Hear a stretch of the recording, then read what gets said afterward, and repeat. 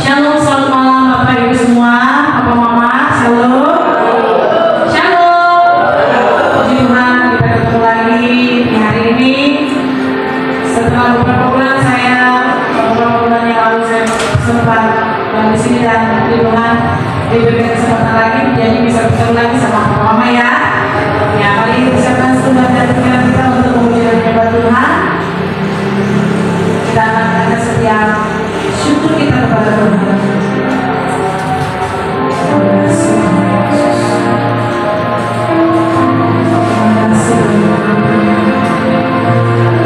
Kau sungguh baik dalam kehidupan kami. Kami mau menaikkan setiap syukur yang kita dapat.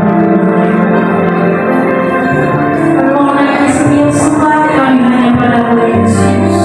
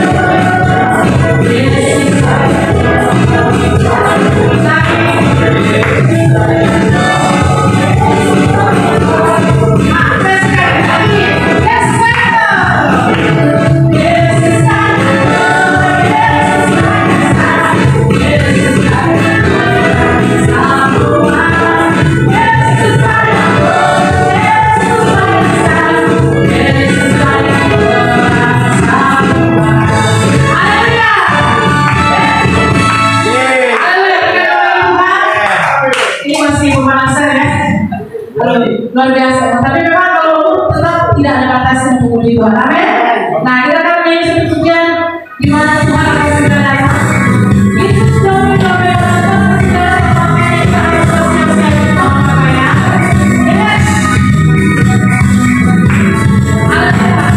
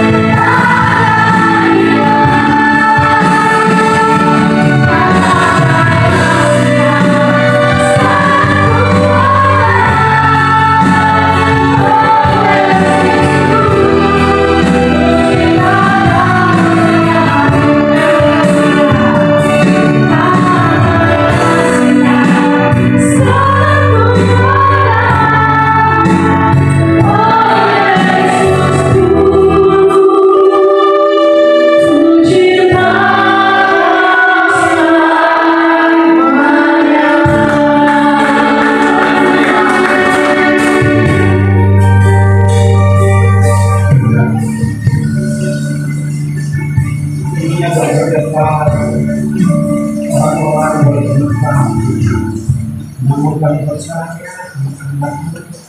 dapat mendeklarasikan Tuhan bagi dalam hidup kami. Untuk itu kami mau mendengar firman, dan firman itu yang akan memandu kehidupan kami. Biarlah roh kebaikan yang kita sedang menyertai dan firman malam hari ini. Dalam nama Tuhan Yesus Kristus dan berdoa dan bersyukur. Haleluya. Amin. Amin. Silakan duduk, silakan duduk. Ya, shalom. Saya senang kalau Tuhan bawa kembali saya sini ya. Rasanya 8 atau 9 tahun yang lalu saya tanya ke studia. Jauh-jauh kopi yang ini juga sebelum COVID ya. Jadi saya bawa teman-teman ini kita mau share teman tua ya. Kamu ada baiknya saya memperkenalkan diri. Nama saya Yasak Alexander Untung. Untung kira-kira nama orang mana? Ya? Kalah. Ternyata saya bukan orangnya. Saya orang Indonesia. Ya, tapi mas sudah makanan orang kan, sudah makanan Indonesia. Atau saya melayak, saya orang bangga ya, jadi karena saya melayani sebuah gereja di kota Cikampek. Tahu pernah dengar kata Cikampek? Apa Cikampek? Cikampek tahu? Kata orang Cikampek itu berbeda dengan cinta Kristus penuhi kami. Oke, karena kita belajar, kenapa sekarang belajar? Kita akan membuka banyak ayat-ayat Alkitab yang akan mengarahkan kita pada Tuhan. Saya mulai dengan pertanyaan sederhana hari ini. Tema kita hari ini akan membahas seteru hal. Apa arti kata seteru? Seteru itu apa? Menurut KBBI Kamus Besar Bahasa Indonesia, seteru itu artinya musuh pribadi. Hari ini kita akan belajar kira-kira apa dosa yang akan membawa kita secara face to face akan berhadapan dengan Tuhan. Nah, sekarang saya mau tanya, apakah perbuatan dosa yang dicintai Tuhan? Kalau dosa dibenci Tuhan, dicintai iblis. Betul? Kalau berbuat baik, dicintai Tuhan, dibenci iblis. Tapi ada perbuatan yang dibenci Tuhan juga dibenci iblis. Apa itu? Perbuatan apa yang dibenci Tuhan dan dibenci juga sama iblis? Ada yang tahu? Hah? Kalau kejahatan dibenci Tuhan, dicintai iblis. Nah, ada perbuatan yang dibenci Tuhan, dibenci iblis juga. Apa itu? Kata orang, perbuatan yang bisa dibenci Tuhan dan dibenci iblis yaitu memperkosa anak setan. Kan memperkosa benci Tuhan, yang diperkosa anak setan, benci setan juga. Oke, kita akan belajar ya. Menurut Bapak Ibu, Papa Mama, Tuhan itu pendendam atau pengampun? Yang pengampun katakan, yang pendendam katakan Tuhan. Kira-kira Tuhan itu pendendam atau pengampun? Kita buktikan ya. 1 Samuel pasal 15. 1 Samuel 15. Gimana tadi? Perbedaannya enggak tadi? Bagus soalnya. Nah, oke. 1 Samuel pasal 15 ayat 1 sampai 3. Siapa yang bisa dapat ayatnya? Pak William bisa bacakan? Pak William akan bacakan, kita dengar semua dan baca di tempat kita. Allah itu mendengar Ibrahim. Silakan Pak. Ya. Saul ditolak sebagai raja. Berkatalah Samuel kepada Saul, aku telah diutus oleh Tuhan untuk mengurapi engkau menjadi raja atas Israel umatnya. Oleh sebab itu, dengarkanlah bunyi firman Tuhan. Beginilah firman Tuhan semesta alam, Aku akan membalas apa yang dilakukan orang Amalek kepada orang Israel, karena orang Amalek menghalang-halangi mereka ketika orang Israel pergi dari Mesir. Ayatnya yang ketiga. Jadi pergi sekarang, kalahkanlah orang Amalek, umpaslah segala apa ada apanya, dan janganlah ada belas kasihan kepadanya. Bunuhlah semuanya, laki-laki maupun perempuan, kanak-kanak maupun anak yang menyusu, lembu maupun domba, unta maupun keledai. Oke, kita mulai sesuatu saudara tadi, kata orang Allah itu pengampun atau pendam. Tapi ada ayat yang berkata, aku akan membalas apa yang dilakukan orang Amalek kepada orang Israel. Jadi Tuhan itu pengampun atau pembalas. Bahkan akibat mencatat Tuhan bilang kepada Samuel untuk sampai kepada Saul, tumpaslah orang Amalek atau tumpaslah penyapa. Habis itu. Jangan ada kasihan anak-anak maupun anak-anak yang menyusui maupun anak-anak, artinya bahkan laki-laki maupun perempuan, keledai maupun unta. Artinya Tuhan memerintahkan orang Israel menumpas habis orang Amalek. Itu Tuhan pengampun atau pendendam, membalas ya. Tuhan itu membalas atau pengampun? Pengampun dan membalas. Kenapa Allah memerintahkan kepada Samuel untuk khususnya buat Saul menumpas habis orang Amalek? Dosa apa yang membangkitkan kemurkaan Allah dan dendam Allah, kegeraman Allah yang begitu hebat sama orang lain? Dosa apa dia? Apa kesalahan orang lain kan? Tanya, apakah cuma Amalek yang menghalang-halangi orang Israel? Waktu keluar dari Mesir, orang Amalek berbangsa pertama yang menyerang orang Israel. Tetapi bukan satu-satunya suku yang menyerang orang Israel. Tapi kenapa hanya kepada orang Amalek kemurkaan Allah menyerang? Kita belajar dari perkara ini, kita akan menemukan inilah yang seringkali menjadikan kita menjadi segalungan kita. Harus saudara kenal ada seorang yang sabar, murah hati, panjang sabar, tidak gampang marah. Satu waktu dia marah dan geram begitu hebat. Kira-kira itu masalah sepele atau masalah yang penting? Berarti Amalek ini menyerang hal-hal yang prinsip di mana Tuhan. Sampai kemurkaan Allah begitu hebat. Sekarang apa dosa orang Amalek? Kita baca Ulangan 25 ayat 17 sampai 19. Sebelum Ulangan apa Bapak Ibu? Ulangan apa? Sebelum Ulangan? Belajar. Kalau nggak belajar nggak bisa ulangannya. Pak, siapa namanya Pak? Amalek, saya sama saya.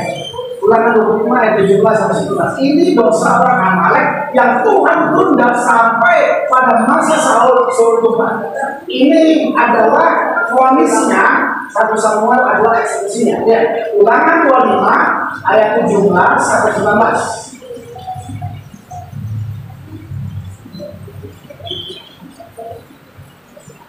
Amalek harus dihapuskan. Ternyata apa yang dilakukan orang Amalek kepadamu pada waktu perjalananmu keluar dari Mesir. Sebentar, lihat ya, paralel Ulangan pasal 25 dengan 1 sampai 15 tadi. Lanjut Pak Alex.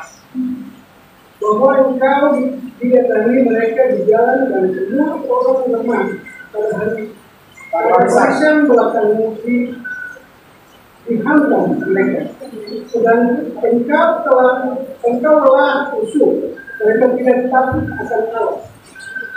Maka apabila Tuhan Allahmu sudah mengaruniakan keamanan kepadamu daripada segala itu di sekeliling, di negeri yang diberikan Tuhan Allahmu kepadamu untuk dimiliki sebagai milik pusaka, maka haruslah engkau menakutkan ingatan kepada Amalek dari kolong langit. Janganlah lupa. Jadi perhatikan, Tuhan menunda pengumumannya dari kitab Ulangan sampai kepada Samuel. Tuhan bilang tuntas habis. Artinya ada sebuah dosa yang menjadi kekejian bagi Tuhan. Orang Amalek bukan peperangan yang Tuhan membuat murka, tetapi cara orang Amalek berperang. Akibat berikan catatan, orang Amalek adalah bangsa yang menyerang orang Israel pada barisan belakang orang Israel. Jadi orang Israel ketika keluar dari Mesir menuju tanah perjanjian, mereka tidak tinggal di sebuah benteng yang menjadi perlindungan buat mereka. Jadi mereka hanya membawa membentuk sebuah barisan sehingga kalau peperangan mereka tidak punya perlindungan.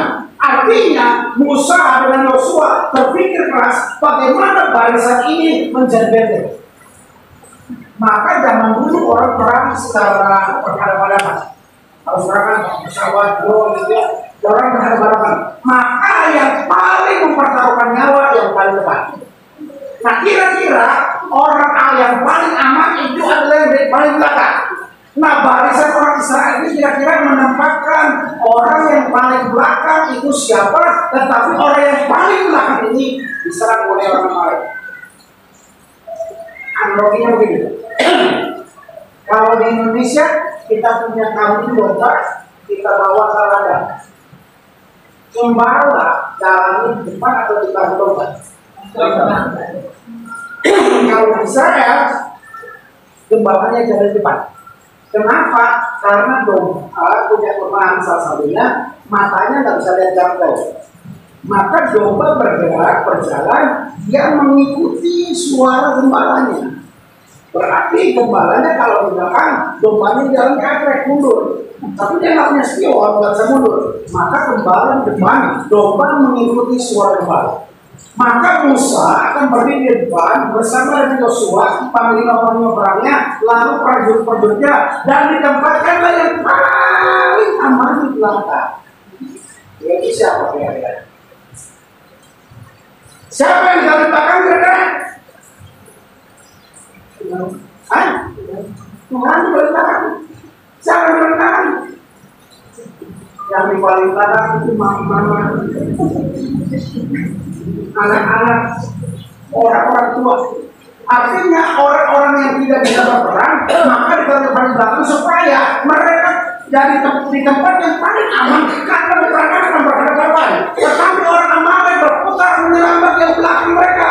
Artinya orang-orang Amalek itu adalah orang-orang yang membuat Allah murka karena itu menjalankan skemanya iblis, yaitu menyerang anggota keluarga. Coba baca lagi Yohanes 1:30 ayat 1-3. Bukti bahwa orang Amalek itu menyerang dan selalu berusaha mensandera keluarga. Ya kita lihat 1:30 ayat 1-3. Ketika Daud serta orang-orangnya sampai ke Siklag pada hari yang ketiga, orang Amalek telah menyerbu tanah Negeb dan Siklag. Siklag telah dikalahkan oleh mereka dan dibakar habis. Perempuan-perempuan dan semua orang yang ada di sana, tua dan muda, telah ditawan mereka dengan tidak membunuh seorang pun. Mereka menggiring sekaliannya, kemudian meneruskannya perjalanan. Ketika Daud dan orang-orangnya sampai ke kota itu, nampaklah kota itu terbakar habis, dan istri mereka serta anak mereka yang laki-laki dan perempuan telah ditawan. Siapa yang ditawan oleh orang Amalek? Istri dan yang notabene-nya adalah keluarga. Cara ini selalu mengarahkan serangannya menyerang dan menghancurkan keluarga. Nah, ketua ini jadi akhirnya saya mau katakan begini, kalau orang Kristen tidak menghargai rumah tangga, mencintai keluarganya, menistakan pernikahan, menghancurkan hidup terus pernikahannya, maka tindakan kita itu bisa menjadi seperti itu. Dalam Alkitab saya ambil contoh ya, orang ini tidak berzina, tetapi karena kurang fasih membangun rumah tangganya, dia menghadapi zina. Makanya, kalau kita punya kalau kita orang yang saleh, yang takut akan Allah, hidupnya kira-kira bahagia apa? Harus bahagia. Tapi kalau kita punya 3 anak laki-laki dan 1 anak yang bertambah, kira-kira kita bahagia nggak? Nah sekarang kalau kasih pernyataan ini kepada 1 orang yang bernama Nuh, orang saleh, takut akan Allah, 120 tahun dari Batra, dibully, diejek, dibina orang, dia tetap melakukan panggilannya dan setia. Maka ketika bumi dimusnahkan, keluarga Nuh diselamatkan. Tapi pertanyaannya, dari 3 anak Nuh, Sem, Ham, dan Yafet, kenapa ada anak yang durhaka? Kenapa ada anak yang durhaka? Artinya, dalam kesalahannya, ada sebuah kesalahan kecil yang membuat, kalau kita bilang, Nuh tidak berbahagia karena anak durhaka. Siapa anak yang durhaka? Ham itu durhaka karena apa? Melihat Nuh itu telanjang gara-gara apa?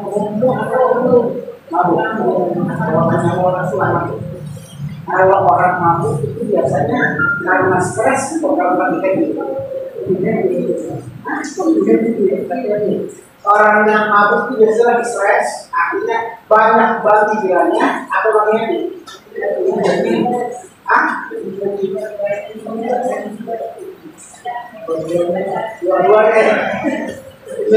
Dua-duanya. Biasanya orang itu mabuk karena stres.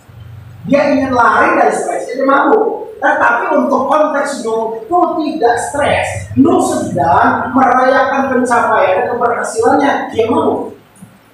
Kenapa saya bilang keberhasilannya? Nuh adalah manusia pertama setelah air bah dan dia bercocok tanam. Dia bertanam monyeng, jengkol. Belum ada jengkol, dia bertanam anggur. Nah, sekali lagi, kalau Nuh itu minum anggur sampai mabuk, berarti anggurnya lagi masa menanam atau penabur? Menanam atau penabur? Tapi dia sudah merayakan keberhasilannya, merayakan pencapaiannya. Tetapi pertanyaannya, ketika dia minum anggur dalam sukacitanya, menikmati pencapaiannya, gimana istrinya? Gimana istrinya? Kalau ada istrinya di situ, minum anggur sampai mabuk, anaknya kamu masuk ke tenda, apa yang dilakukan istrinya? Menutup aja. Artinya kalau ada istrinya di situ, mungkin anaknya tidak akan menjadi berkah. Artinya saya katakan di sini mana? Dalam kesalahan Nuh punya kekurangan sedikit, kurang menghargai. Orang saleh tidak berbuat dosa, tidak berzina, tapi dia kurang menghargai istrinya, anaknya, dan keluarga. Dari mana buktinya kurang menghargai istrinya? Nah, dan sampingnya dulu, kita baca ini. Kejadian 7 ayat 13. Kita baca Kejadian 7 ayat 13, kita lihat ini ada yang salah nggak? Kejadian 7 ayat 13. Tian. Ya, apa yang percaya? Pakai mic itu biar kedengaran, ada yang kurang pendengaran di belakang. Ya, Kejadian 7 ayat 13. Pada hari itu juga masuklah Nuh serta Sem, Ham, dan Yafet, anak-anak Nuh dan istri Nuh, dan ketiga istri anak-anaknya bersama-sama dengan dia ke dalam bahtera itu. Oke. Pada hari itu juga masuklah Nuh serta Sem, Ham, dan Yafet anak-anaknya istri Nuh dan ketiga istri anak-anaknya ke dalam bangkai itu. Pertanyaan saya, ayat itu ada yang salah nggak? Apa? Hah? Istrinya? Betul. Artinya gini, kalau kita hari Minggu jual mobil kita, ya, hari Minggu kita jual mobil, lalu 500 juta, dan minggu itu bank tidak buka. Lalu uang cash, sudah bayar pakai uang cash, maka uang cash itu kita bawa ke rumah. Dan di rumah kita akan menyimpan di mana? Lalu kita ada hak, kita simpan di bawah raja supaya aman. Dan ternyata di antara itu ada anak kita yang baru 3 bulan. Lalu malam-malam kebakaran. Yang kita angkat duluan uang 500 juta atau anak kita? Anak bikin sahur bisa 500 juta cari uang belum tentu bisa. Yang kita angkat duluan mana? Artinya yang kita angkat duluan itu menunjukkan prioritas. Maka jadi kan menyadari banjir ini tidak berhenti dan semakin tinggi, dan dia tahu tempat menyelamatkan adalah bahtera, maka dia naik bahtera itu. Akibat kata masukkan Nuh bersama dengan Sem, Ham, dan Yafet anak-anakku. Artinya Nuh menempatkan anak-anaknya di depan istri. Tuhan lebih senang buat orang percaya suami itu menghormati mengasihi anaknya lebih daripada istrinya, atau mengasihi istrinya lebih daripada anaknya. Hah? Pasal 8, tapi baca lagi ya. Pasal 8 ayat 15 dan 16. Jangan juga. Pasal 8 ayat 15 dan 16. Tuhan pesan apa sama lo? Kita lihat.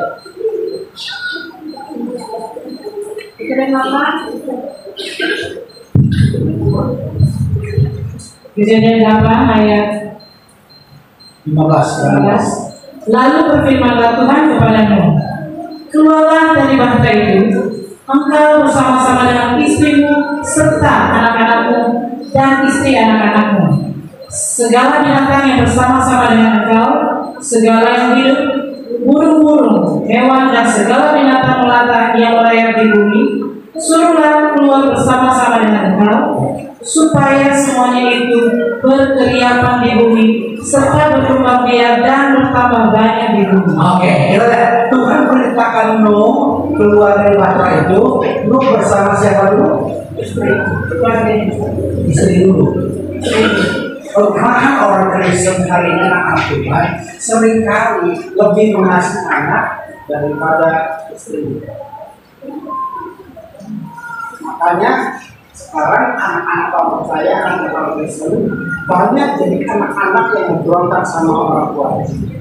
Contoh, lebih banyak mana anak berani bentak mamanya atau papanya? Mamanya. Kenapa? Bapaknya promo. Yang di rumah yang sebenarnya jahat itu mama atau papa? Mama tuh arah betul. Kan kenapa anak lebih berani bentak mamanya? Karena saya percaya kalau anak-anak yang berani bentak mamanya, itu berarti di dalam rumah tangganya dia melihat lebih sering bapaknya bentak mamanya di depan dia. Ketika suami tidak mengasihi dan menempatkan istrinya dengan baik, dia lebih mengasihi anaknya, maka jangan heran banyak anak-anak yang menjadi anak-anak pemberontak. Nuh dalam kesalehannya, kesalahannya kecil. Pak Alex lihat ayat 18 ya Pak, 8 ayat 18. Baca lebih keras. Nuh itu seperti apa tindakannya? Ya. Lalu keluarlah Nuh bersama-sama dengan anak-anaknya dan istrinya dan istri anak-anaknya. Waktu Tuhan suruh Nuh itu keluar saja dengan siapa? Istri dulu, baru anak-anaknya. Tapi ayat 18 nya Nuh keluar dengan siapa dulu? Jadi saya katakan dengan sangat jelas hari ini, ternyata satu hal yang bisa membuat kita menjadi musuhnya Tuhan kalau kita tidak menghargai rumah tangga keluarga. Yang kedua, kira-kira siapa yang menjadi senangnya Tuhan? Kalian bacakan Roma 12 ayat 19. Sekarang ini.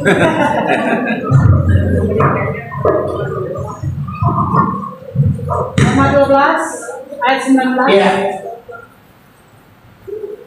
Saudara-saudaraku yang kekasih, janganlah kamu sendiri menuntut pembalasan, tetapi berilah tempat kepada murka Tuhan, sebab ada tertulis, pembalasan itu adalah hakku, akulah yang menuntut pembalasan, firman Tuhan. Saya mengatakan begini, orang yang menjadi musuhnya Tuhan adalah orang yang merampas haknya Tuhan. Kita pernah dengar ada budaya carok di Madura. Biasanya budaya carok itu berlaku kalau peristiwa apa? Kita punya kita punya istri diganggu orang lain. Bicara istri itu hak. Maka kalau ganggu orang lain, keluarga saya akan dukung. Ayo adu carok. Kalau saya bisa bunuh orang itu, keluarga saya nggak malu.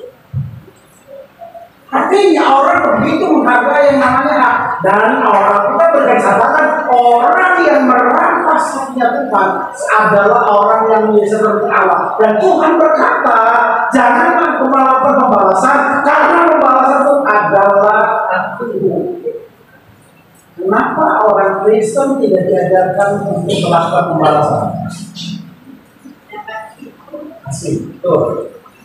Orang Kristen kenapa tidak boleh melakukan pembalasan selain kasih adalah karena Tuhan tahu di balik kuasa yang melakukan pembalasan itu ada kuasa setan. Kayak hari-hari ini demo bisa saja ditunggangi oleh orang tertentu untuk menurunkan pemerintah. Artinya ada yang menungganginya. Nah, kalau orang membalas, Allah tahu di balik pembalasan itu adalah cara kerja setan. Kenapa saya katakan demikian? Jelasin.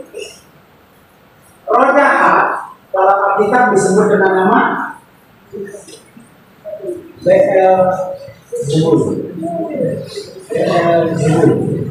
Beelzebul. Apa arti kata Beelzebul? Siapa yang pernah dengar kata Beelzebul?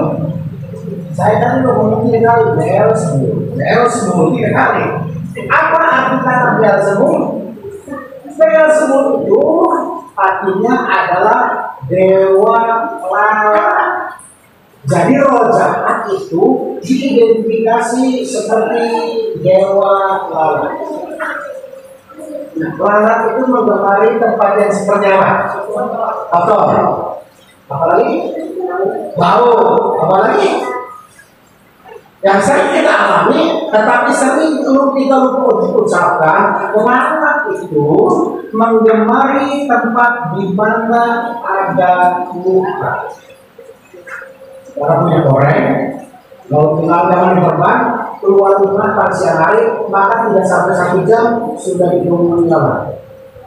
Artinya, dari analogi itu kan mengerti bahwa kalau yang namanya pembalasan itu pasti disebabkan dimulai dari sakit hati. Dan sakit hati ini seperti luka batin, maka iblis gampang menguasai orang yang kebaikan. Saya katakan ini, kita Tuhan tidak peduli. Kita seorang pelayan Tuhan, hamba Tuhan, penyembah Tuhan. Kalau kita orang yang durhaka Tuhan kebaikan, maka iblis begitu gampang menguasainya. Coba baca lagi ke Riannya 1 Samuel 18 ayat 9 dan 10. 1 Samuel 18 ayat 9 dan 10 kita lihat bagaimana cepatnya roh jahat itu menguasai orang yang kebaikan. 1 Samuel 18 ayat 9 dan 10. Sejak hari itu, maka Saul selalu mendengki Daud.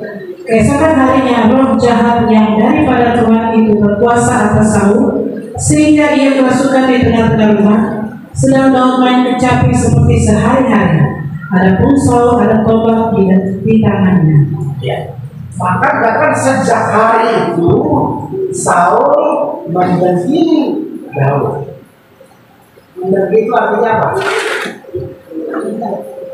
Benci, iri.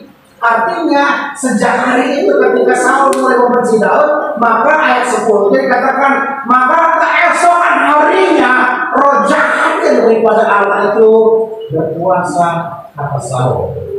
Saul masih nurut sebagai raja, masih nurut ke Allah, tetapi ketika dia kepahitan, dia membuka lebar-lebar, iblis bisa menguasai dia. Nah, contoh, waktu apa ini? Orang agama Islam mengajarkan kita diselamatkan karena kita berbuat baik. Tapi saya pikir sih perbuatan baik kita nggak bisa menutupi dosa kita. Ya, kita lebih percaya kita diselamatkan karena kematian Yesus. Setuju? Nah, pertanyaannya, kalau Yesus itu kematian sendiri menyelamatkan kita diselamatkan karena kematian Yesus. Pertanyaannya tadi, ketika iblis menyalibkan Yesus, tujuan iblis itu untuk menggagalkan rencana Allah atau membunuh Yesus? Pertanyaan kedua, kira-kira iblis tahu nggak Yesus datang untuk menebus kita dari dosa? Lalu kenapa dia bunuh? Bodoh sekali itu. Betul nggak? Kalau iblis tahu bahwa Yesus datang untuk menebus kita dari dosa dan kematiannya, kenapa iblis membunuh? Saya percaya iblis merancangkan menyalibkan Yesus untuk membunuh Yesus, tetapi lebih penting dia menggagalkan rencana. Jadi begini maksudnya, Tuhan punya rencana tidak bisa digagalkan oleh iblis. Kalau Tuhan berjanji sama saya akan diberkati, iblis tidak bisa menghambat, tidak bisa menghalangi berkat itu. Tetapi iblis bisa menghasut saya untuk tidak taat sama Tuhan. Nah, maka kalau sekedar membunuh Yesus, iblis tidak perlu membangkitkan Yudas yang mengkhianati dia. Kenapa iblis membangkitkan Yudas? Kenapa iblis membangkitkan Petrus yang menyangkal dia sampai 3 kali? Kenapa Yesus iblis membangkitkan orang Israel yang ditolak oleh Yesus 3,5 tahun, yang buta disembuhkan untuk bisa melihat, yang lumpuh bisa berjalan, bahkan Yesus pernah memberi makan 5.000 orang dengan 5 roti dan 2 ikan. Sisanya berapa? 12 sisanya. Ada yang tahu nggak berapa sisanya nomor 40? Alasannya kenapa sisanya 12 tahun yang menurut kita, karena tidak ada ibu-ibu. 5.000 orang. Kenapa? Karena kalau ada ibu-ibu pasti habis. Kenapa? Dibungkus.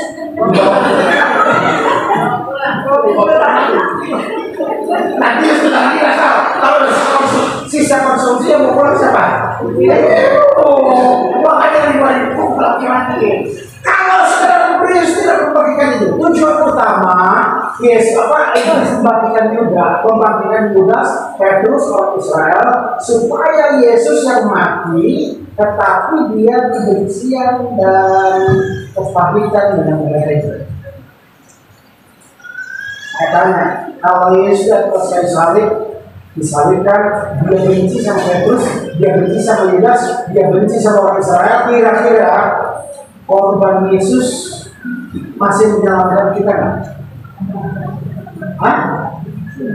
Artinya Yesus tetap mati, tapi kematiannya tidak akan berdampak. Kenapa? Karena Tuhan hanya mau menerima persembahan korban yang tidak bersalah dan tidak bersalah. Kalau Yesus kepahitan, hatinya terluka, menurut Imamat 22, maka dia menjadi korban yang tidak sempurna. Kalau Yesus kepahitan menyudah sampai hari ini, kita tidak selamat. Hanya kalau orang Kristen punya kebencian, melakukan pembalasan, itu sudah masuk dalam jebakan ini. Jadi yang kedua yang bisa menjadi seterusnya Tuhan adalah orang yang merampas haknya Tuhan dengan melakukan pembalasan. Yang ketiga, masih ada 27 umur. Yang ketiga, kira-kira apa yang menjadikan kita seterusnya Tuhan? Ada 10 hukum Taurat. Kepada orang Israel itu kan, pertanyaannya, ada satu hukum Dan kalau kita langgar hukum ini, maka 9 hukum yang lain sangat mungkin kita langgar. Contohnya begini, dalam dunia medis ada penyakit yang disebut dengan penyakit, salah satunya maaf kata penyakit diabetes. Orang yang punya diabetes bisa memicu matanya katarak dan bisa saja menjadi buta. Orang yang diabetes itu bisa kalau luka tidak sembuh-sembuh. Nama saya dipotong jarinya buah kakinya. Orang yang diabetes bisa memicu kegagalan ginjal. Artinya satu penyakit punya potensi membuat penyakit yang lain. Nah, dari 10 perkara ini kira-kira amanah hukum yang kalau kita langgar, kita punya potensi melanggar 9 hukum yang lain. Kira-kira hukum berapa? Kalian bisa baca Keluaran 20 ayat 17. Keluaran 20 ayat 17.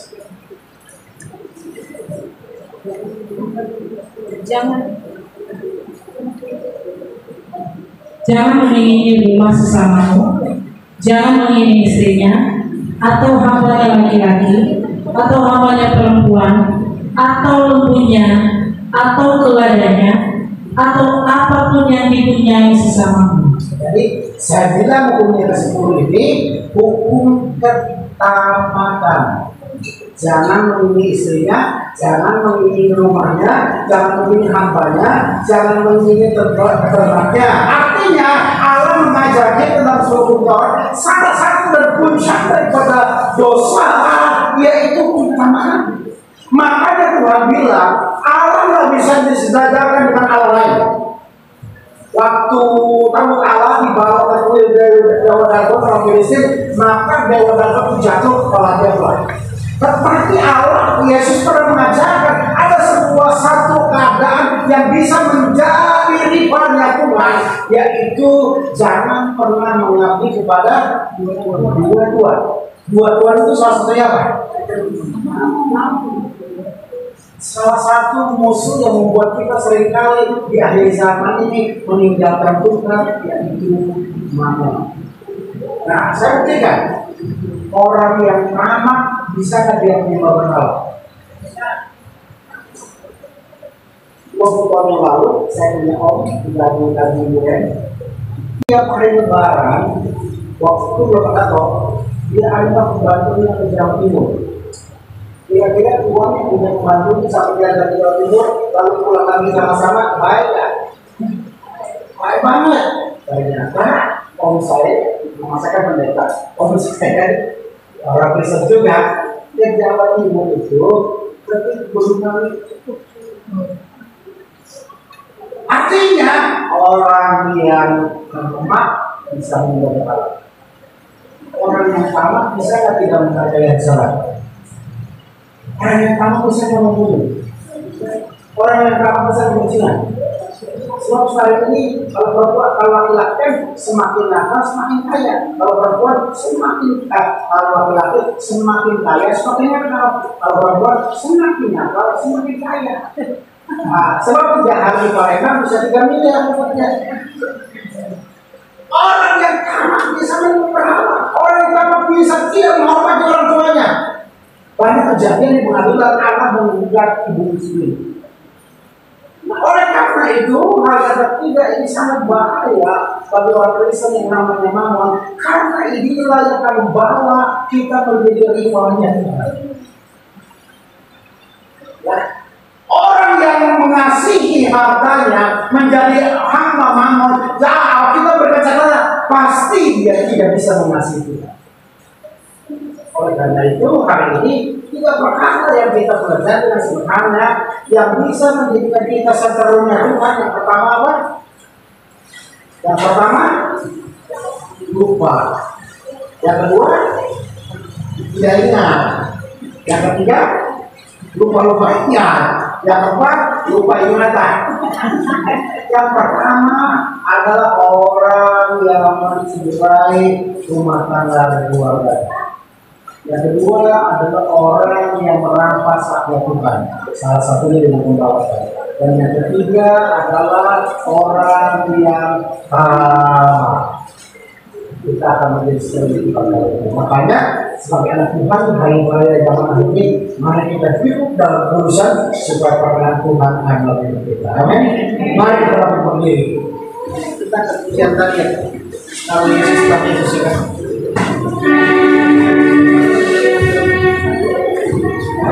Kita mendeklarasikan hanya Tuhan yang mampu memuaskan hidup kita.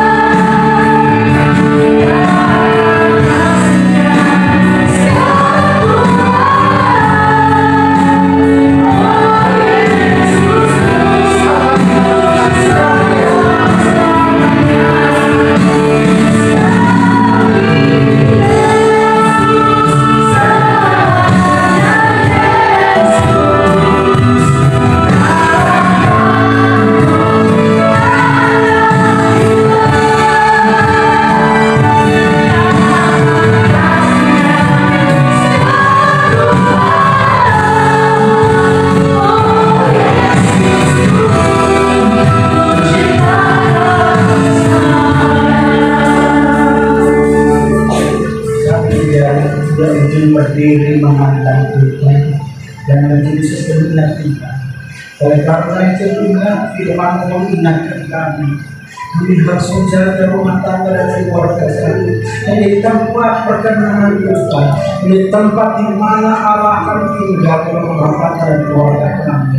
Oleh karena itu hari ini Hamba berdoa buat setiap umat yang ada tempat ini berjuang dalam membangun rumah tangga mereka yang mungkin hari ini terbawa badai dalam pernikahan mereka, ada perzinahan, ada perselingkuhan. Tetapi hari ini Hamba berdoa biarlah belas kasihan Tuhan tetap Tuhan perlakukan lagi mereka, Tuhan pulihkan mereka sehingga mereka punya rumah tangga yang diberkati Tuhan.